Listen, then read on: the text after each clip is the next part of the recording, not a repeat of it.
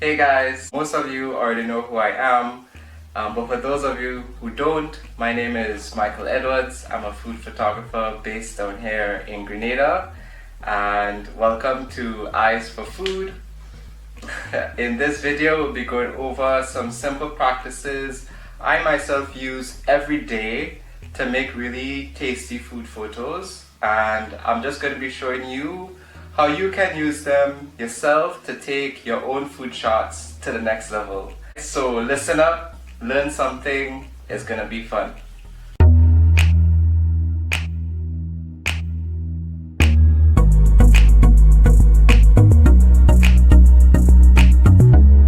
Well, I know most of us have probably seen by now some really nice professional images in the world of all sorts of foods and drinks and bottles or whatever that just start making us crave something we weren't before when we were just trying to live real life, or worse yet, make us more hungry when we were already looking for something to eat.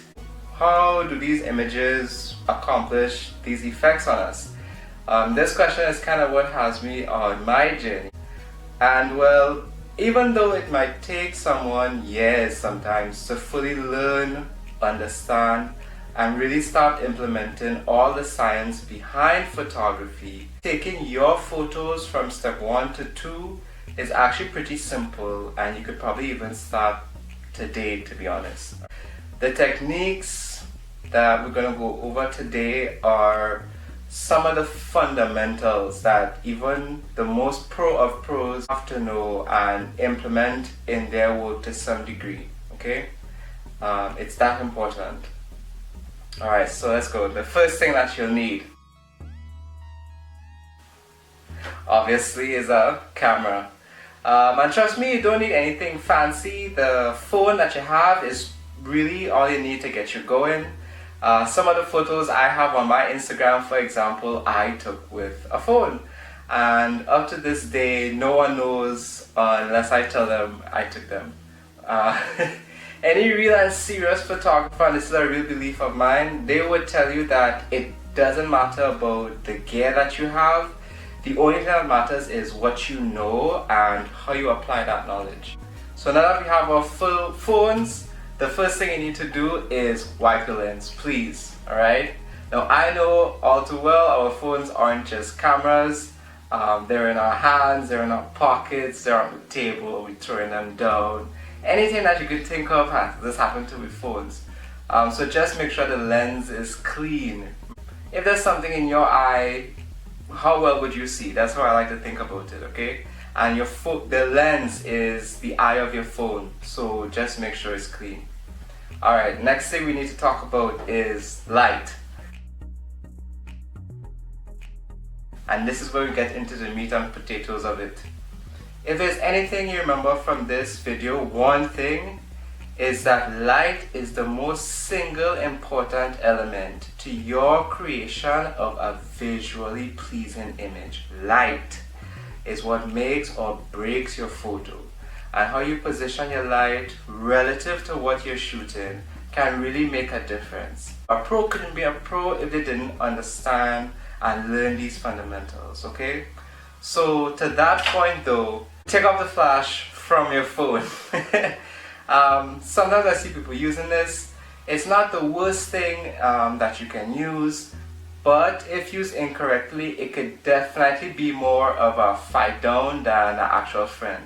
Alright, so light. Where can you find this magic light that pros use and I use?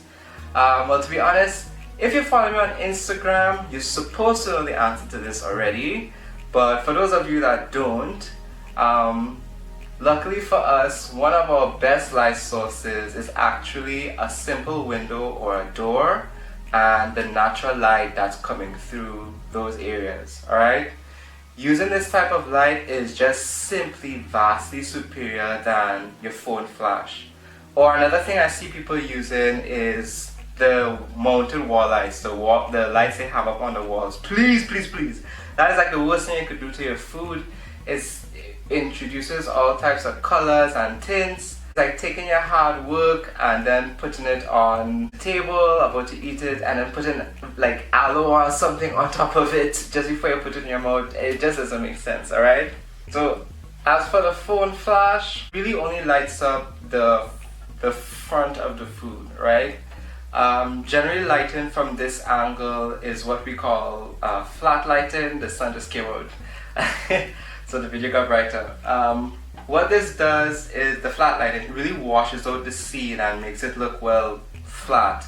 It loses three-dimensionality and it just looks really boring, okay? So the first thing you need to really do is find a window. Put your food next to it, then position yourself at a 90-degree angle from the food and the window. Alright, so now instead of having the phone flash as your light source, we have some beautiful natural light, and instead of hitting the food from the front, the light is now coming in from the side, giving us side lighting. Alright, these principles are important to understand in photography because it is really necessary for us to know how to create what we call contrast and depth in our photos. This is what gives that three-dimensional look that I was talking about. Visibly representing the motion of light from highlights, loosely speaking, the bright parts of your picture, to the shadows, the dark parts, gives more shape and character, and that kind of reach out and grab it look to your food. Okay, in these two examples that we have up, you can immediately see a difference between the two images. The natural light shot has a better overall look to it thanks to the window light we swapped to, and now the Crix has more shape and depth to it simply because we changed the direction our light source was coming from. Now I promise if you do just these few things, your photos will definitely take a big upgrade that you can trust me on. Feel more proud about what you post. Getting better image quality isn't worlds ahead of you. It's kind of right there, so just reach out and grab it. And I guess that's it, and I'll see you guys in the next one.